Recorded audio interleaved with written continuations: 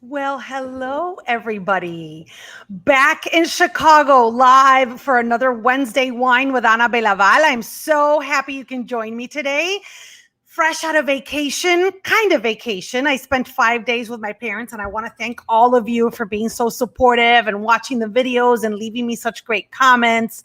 I know my brother is a superstar, but I don't know if this has happened to any of you, but it's really cool. And let me know where you're connecting from. We're live on Facebook and on YouTube at the same time. So welcome like every Wednesday. I'm so excited to see you.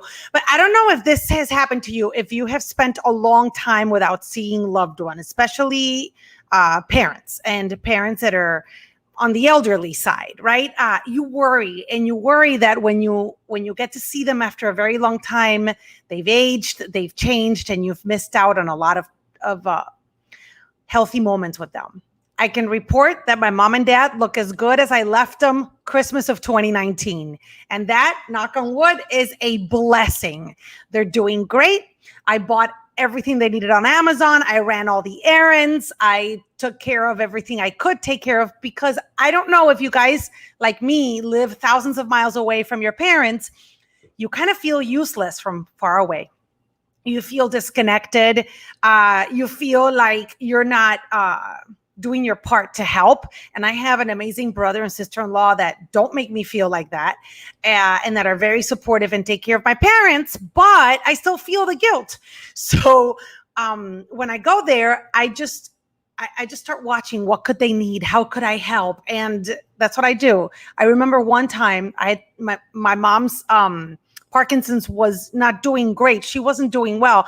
And I started buying things for her, like something for her bed and a cane and something for her. And she's like, stop sending stuff. I don't need any of that. And it was just because I felt useless. Like I wasn't helping out. And so, and you feel guilty from living far away, especially because this was my choice.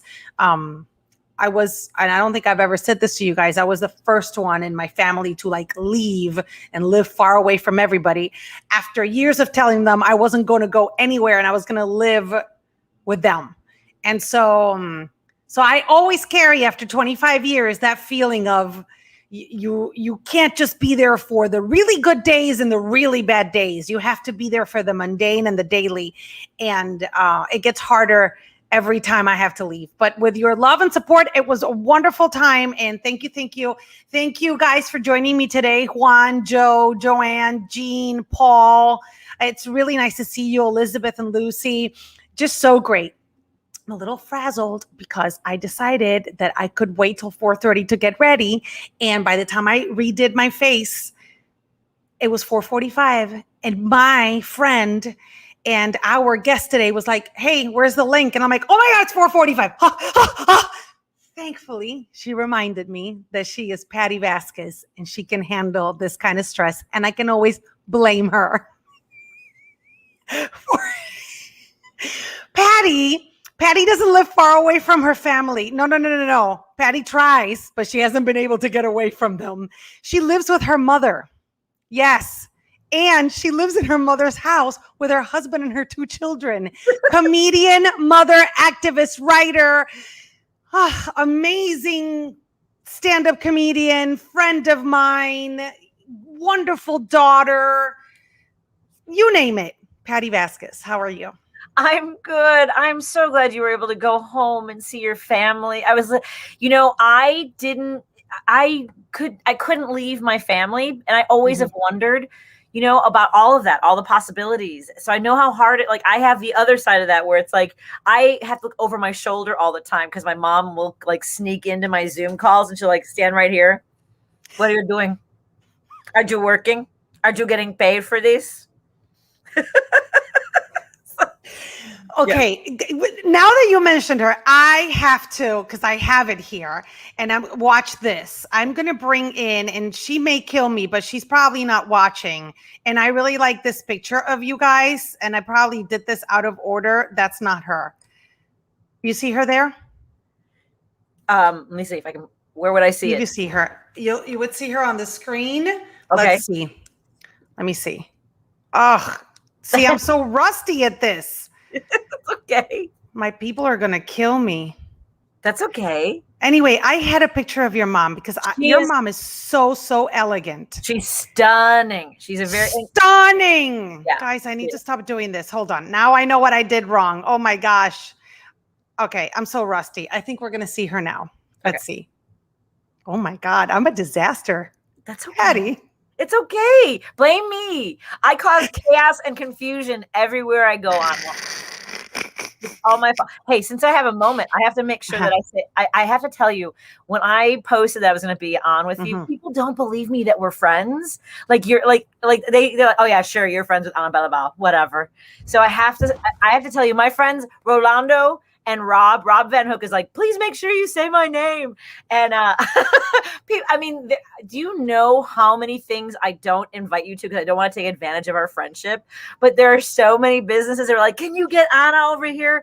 And I don't. And you're like, for the right price. No, I know that you get that all the time. You know. Yeah. Yeah, but you know what, Patti? And I appreciate that, and I know that Mikey does that too because a lot of people. What are you drinking?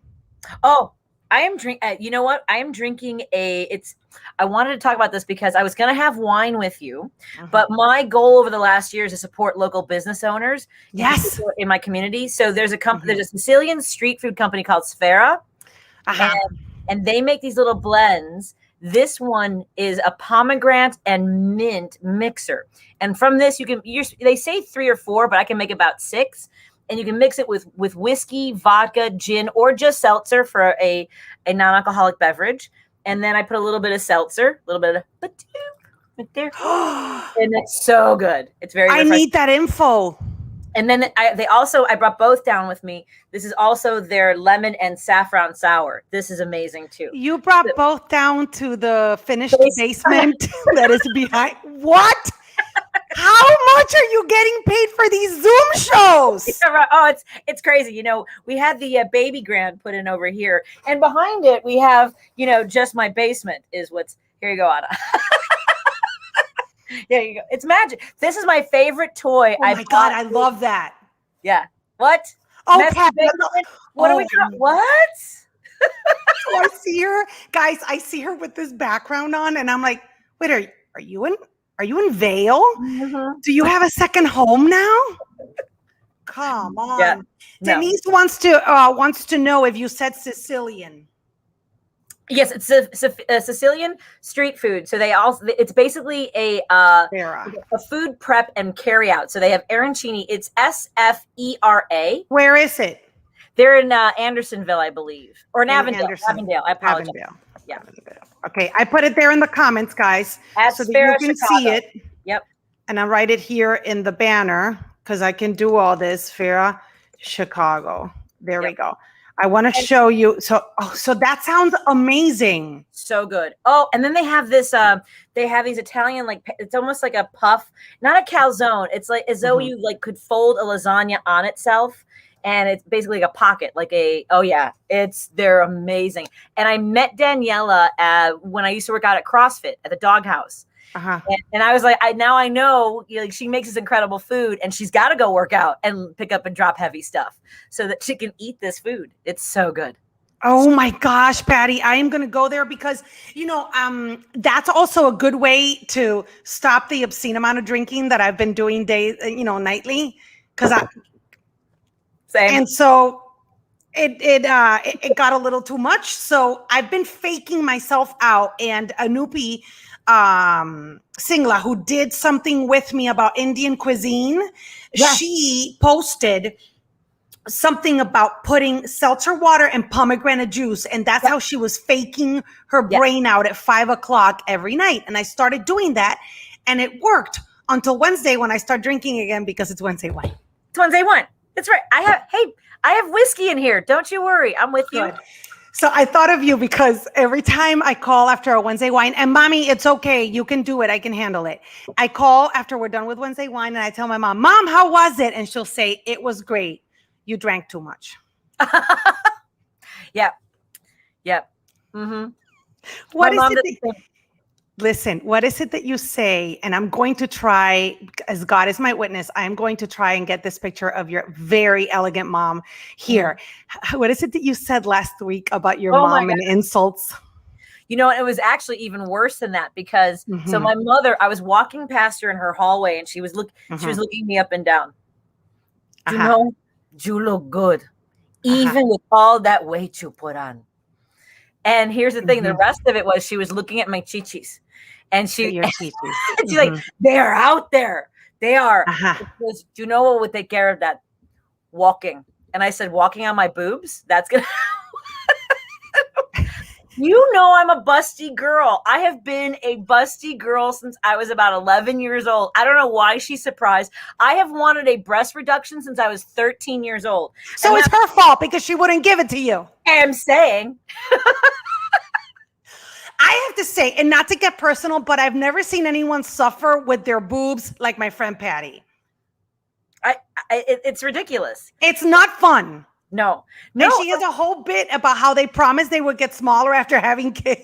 Yeah. No, they just get longer. They get longer. I went from a 34D to a 38 long. What is that? I've seen her use, those clips to climb mountains. Yes. She's had to put it I've put it in the back of her bra for her. The carabiners. I had to put a carabiner on. Yeah. The heavy duty, and I use them to make a racer back because I try using those plastic hooks. They're like, oh, look, you can turn any bra. And those too heavy. These melons, it's like snaps. So I have to use a mountain climbing carabiner to hold my boobs up. How we degraded the conversation very quickly. But I love that. And I don't know if that's a Latina mom thing, and you guys who are not Latino could tell me. But as soon as Patti said that, like 5 of our girlfriends say, oh, tell me about it. Yeah. And we're moms now. And I've told my daughter, let me know when I do this. Yes. But I don't know if we want, and I know that for both our mothers, it comes from a place of caring and loving, right? Is it though? I feel like that she looks at me as though it's a failure on her part.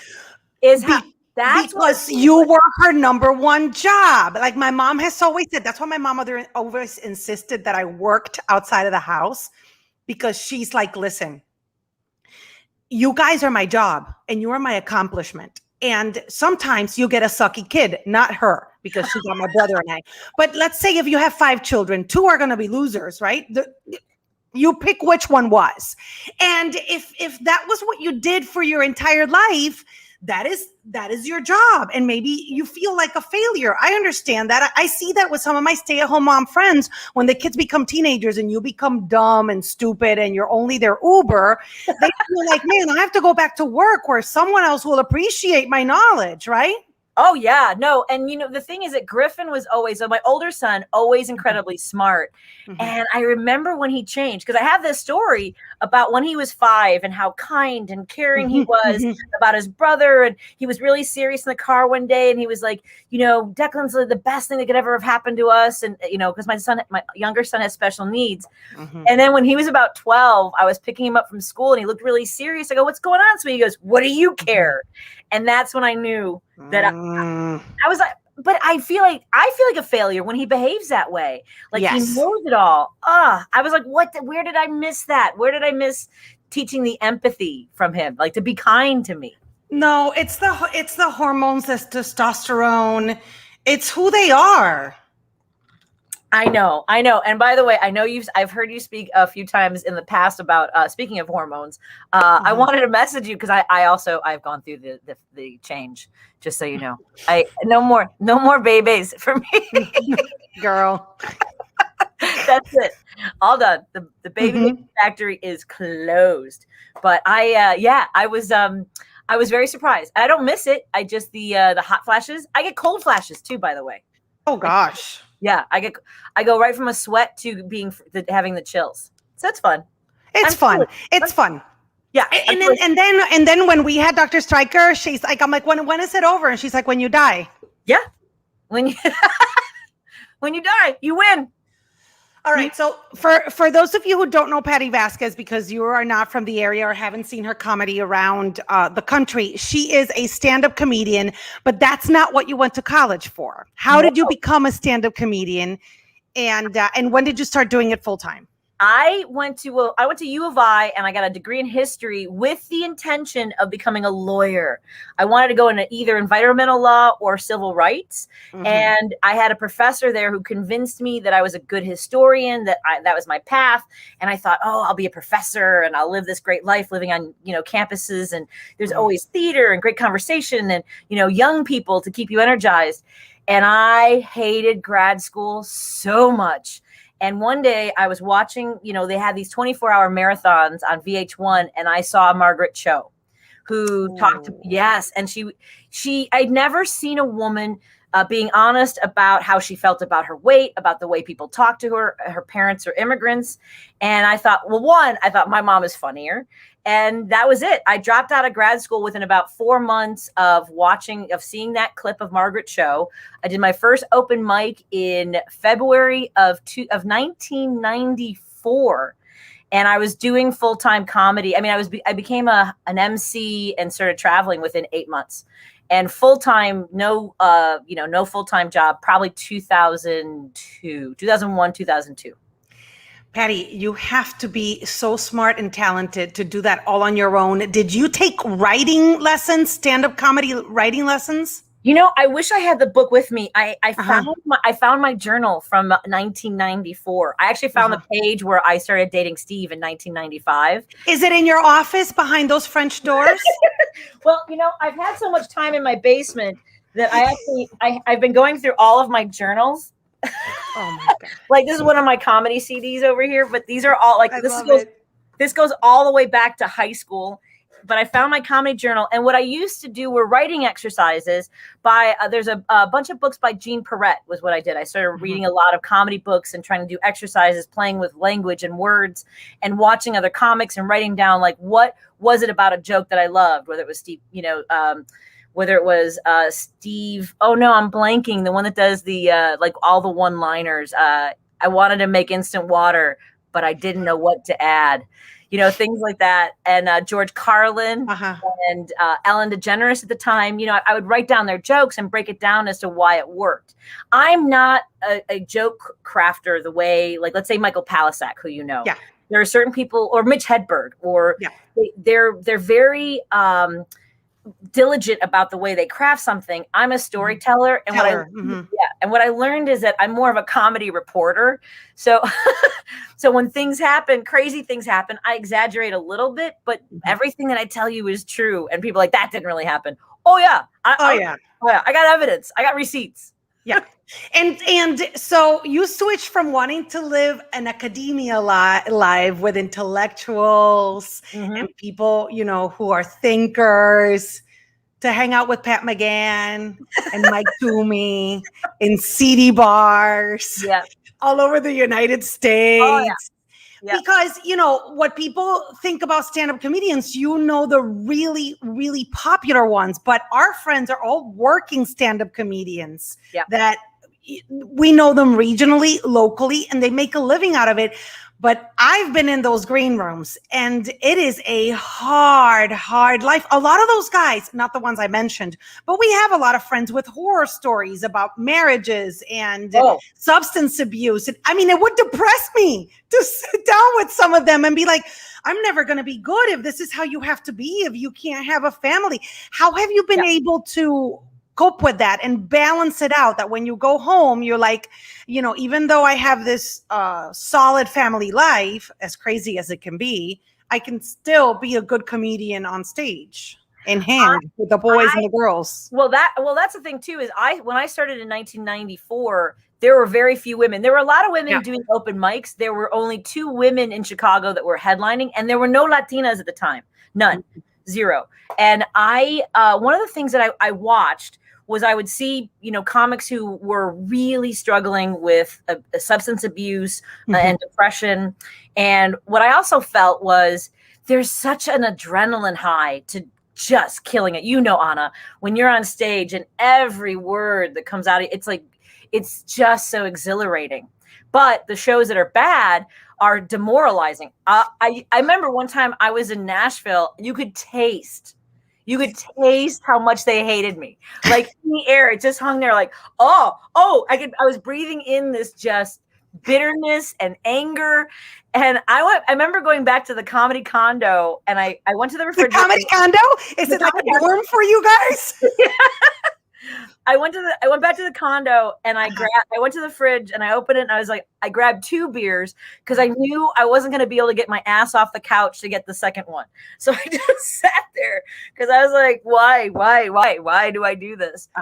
So what I realized is that I had to, a couple things. I had to, the highs are high, incredible, and the lows are low.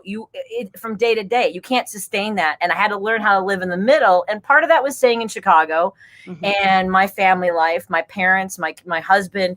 That was a grounding thing for me. Even when I went to Los Angeles, I never moved there. I would just go back and forth.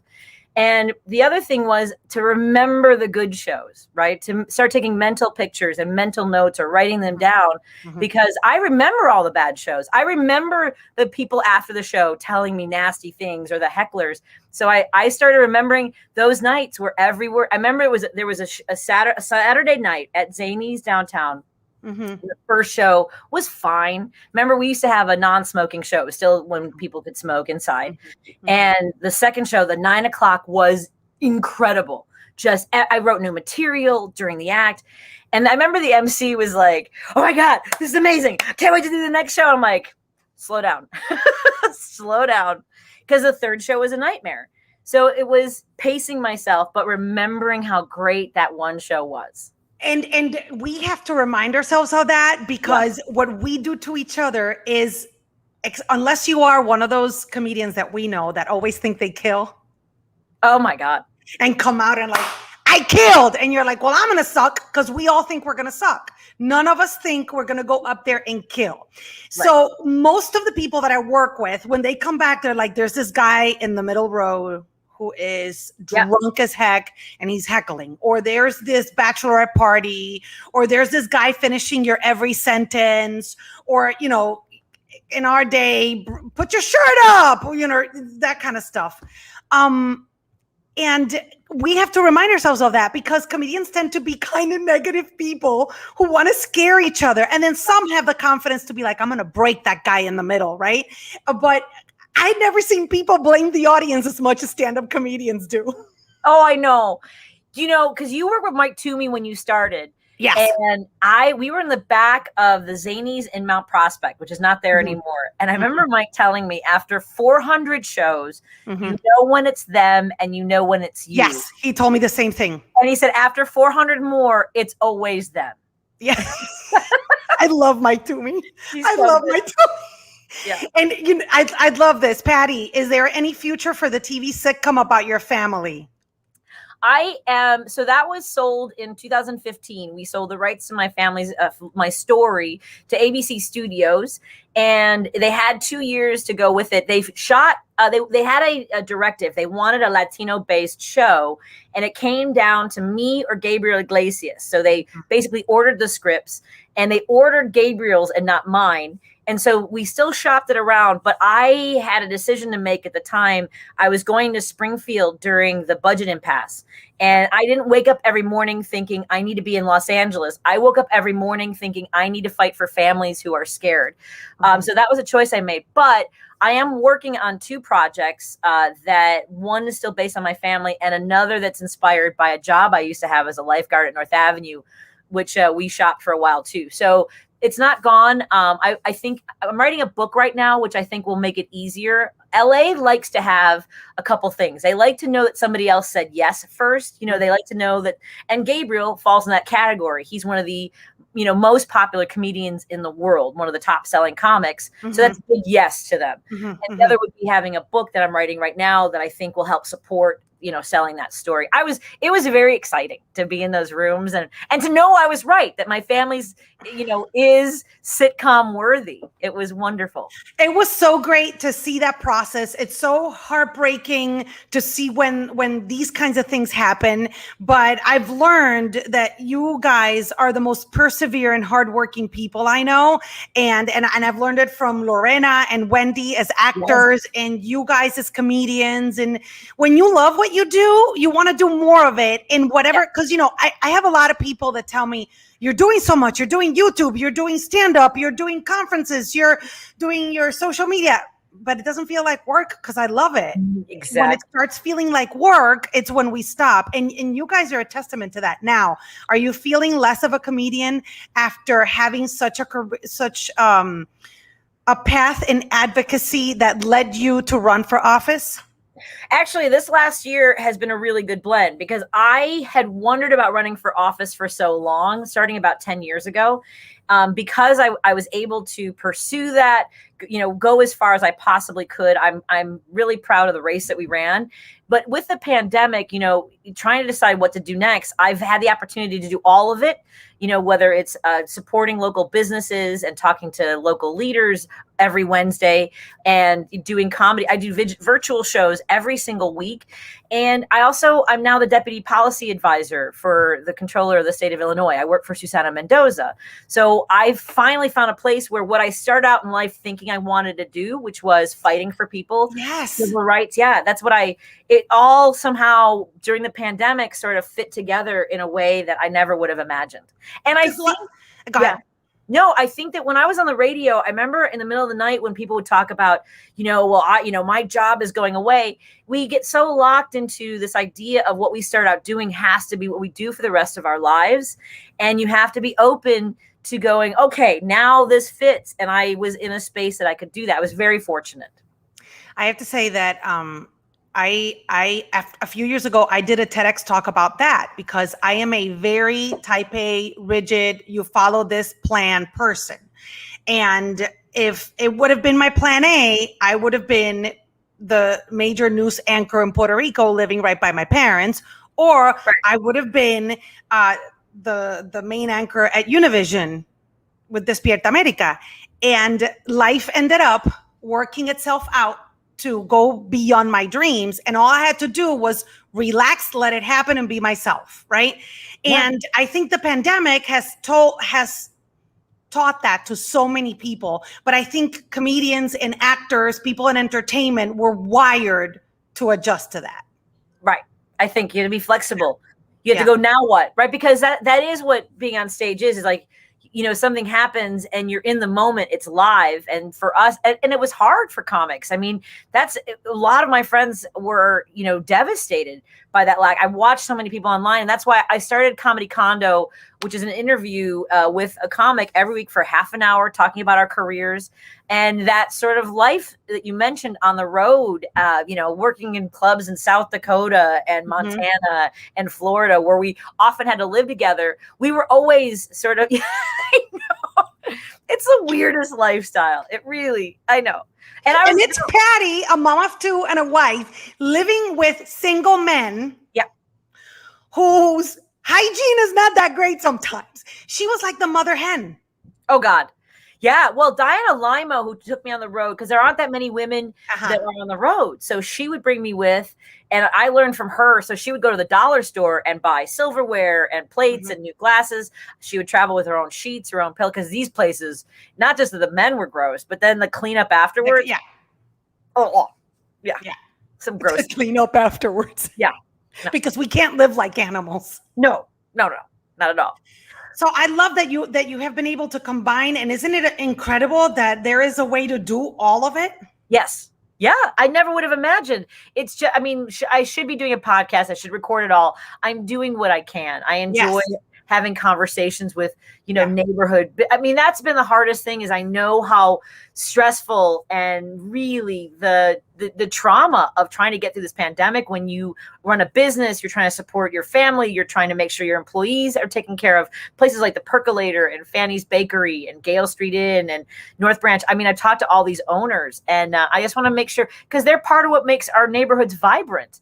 and where we've been, I mean, for Gale Street, I've been going there since I was 6 years old, you know, and Fanny's, you know, this amazing, you know, woman, Stephanie, who's like been clinging to this business because she knows how much it means to us. It's been an incredible year, really. The resilience. Absolutely. And I'm glad that they're slowly, or by Friday, things could go back to normal, you know? Yeah. Hopefully. So I've often wondered, how do you make, and I know because it's our defense mechanism, right? For you and I, but how do you make the tough parts of your life funny? Because when you started, you were recently married. Not even. Was your dad alive? Yes. Your dad was alive. Yes. Yeah. And slowly you start growing up with a career. You have kids. Griffin is born. Then Declan is born with an issue. Yeah. And life gets super complicated. How cathartic was it to be on stage and storytell that? And you never made light of it, I have to say, because people grasped the seriousness of it. Right. But how and why did you find the funny?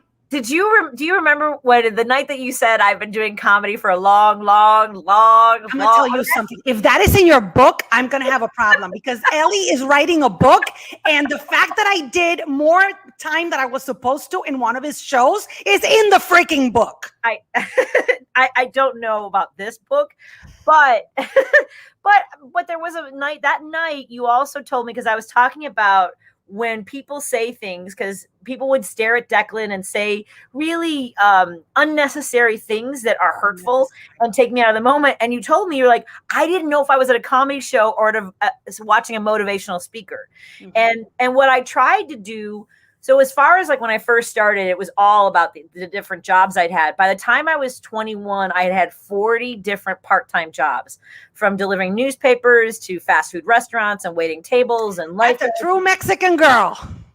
That's the daughter of immigrants. That's right. My first job, Anna, I don't know if I ever told you this, I worked at a nail salon.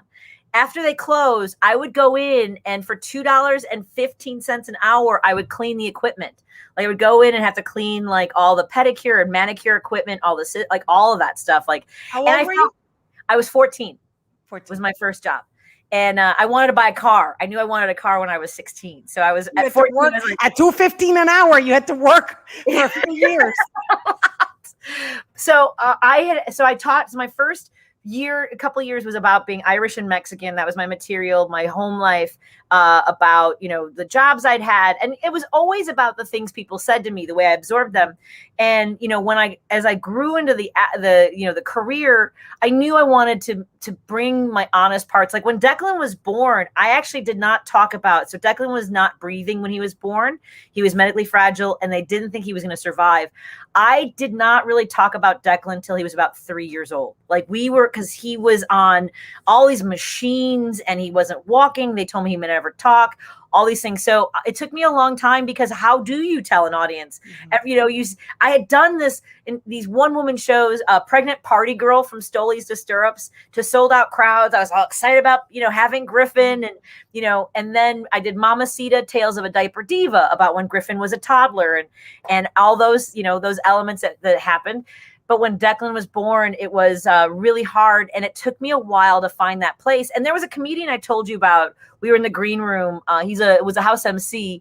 And he was telling me how angry he was at me for the material I was doing. He's like, you're not getting a laugh. And I was working on it. I had put it in the middle, and I was trying to find that place of talking about Declan that was not making the audience feel heavy. And I had done it before with breast cancer awareness. I had done, you know, years of, and I still do, about breast cancer screening. So here's to your question. I, as a child, because of all the things in my life that happened when I was little, my defense mechanism to bullies or being picked on or being looked at differently, whether it's because of my race or my family situation, I always used humor as a shield. And I always wanted to find a way to sort of both impart these authentic moments that people walk away going, they learn something or feel something or identify with it. But don't feel like they're being shamed about something either. You know, I don't want people to feel, and we can't control how people hear things. Right. Especially nowadays. Yeah. Exactly. Especially nowadays. Yeah. Has your comedy changed at all since you've become more outspoken about advocacy, about politics? Because we haven't worked together in a while. Has your set changed? Are you? Yeah, I mean, some different material. I would say that the tone, we decided during the campaign, there was nothing I could do about 25 years of material. Right. I'm going to run for office and 5 nights a week for up to 15 to 20 hours on the radio, all out there. There was nothing I could do now. So I can't, I'm still me. I still do my material the same way. I do clean shows, I do churches, and I do third show Saturday when they're all drunk and maybe you got to be a little raunchier. Yeah. Yeah. She does bar mitzvahs. She does quinceañeras. I do. I have. We do everything. Did I tell you about the bar mitzvah? They made us do oh yeah. Oh, I've done that. Uh-huh. Yeah. Uh-huh. What happened? It was a make me laugh situation, where you have the kid had to sit there and we had to and these are, teenagers who were just over it. Yeah. Oh. Yeah. It was me. It was me, a clown, literally, and a sketch comic. Yeah. Yeah. Who booked this?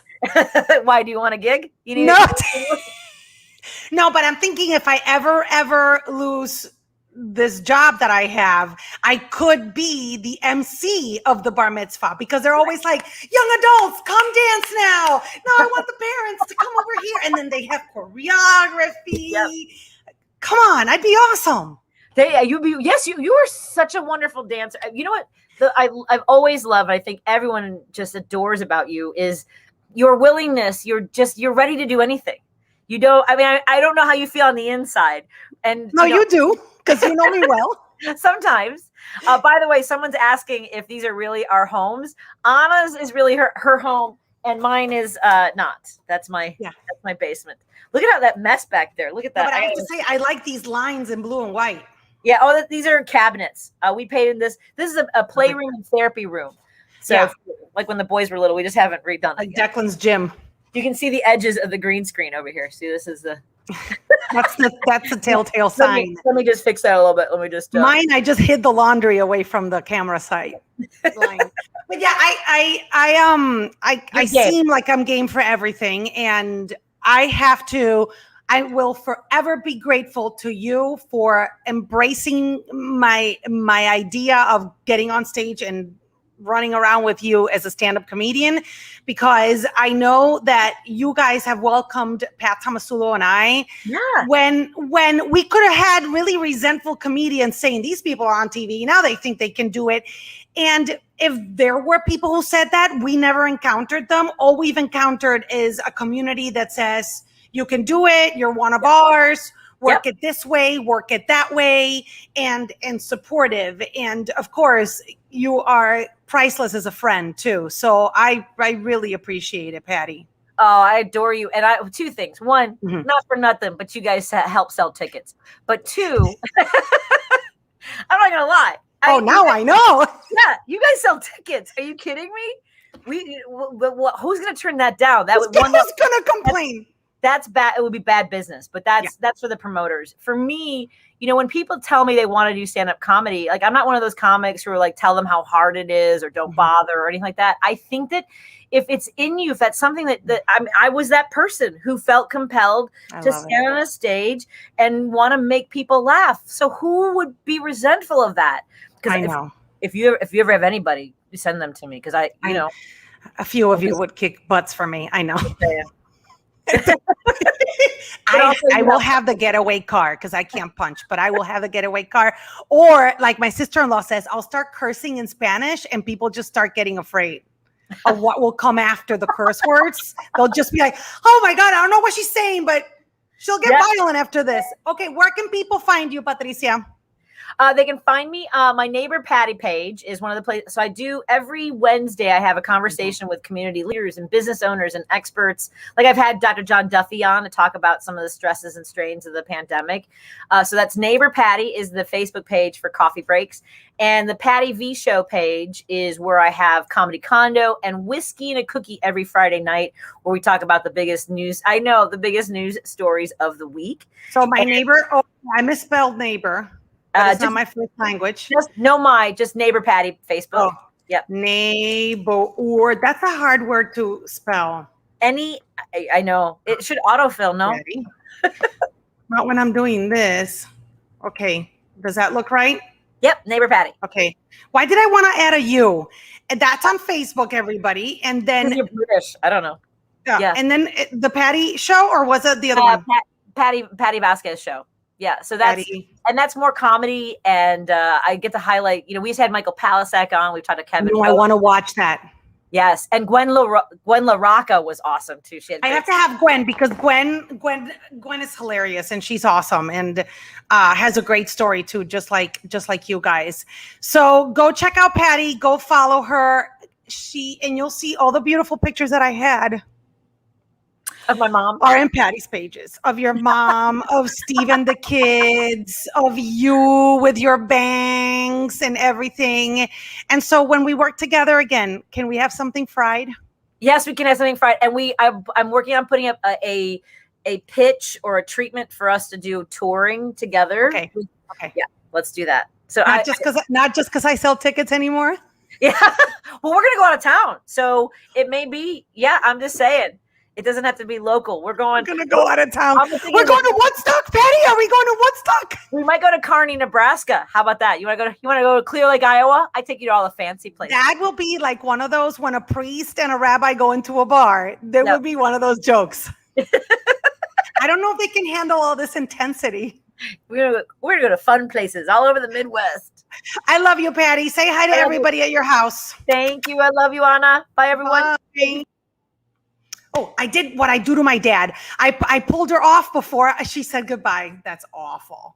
See, Eileen, we're going to go to Poughkeepsie, New York because you'll sell tickets for us. I appreciate you being here every Wednesday. Guys, what a great Wednesday wine. My friend Patti, you can always trust her to have a wonderful message and even better comedy every time you see her. So go ahead. And if you can ever watch her live, all my comedian friends are outstanding live. You have to go see her live, and all the friends that I bring on here.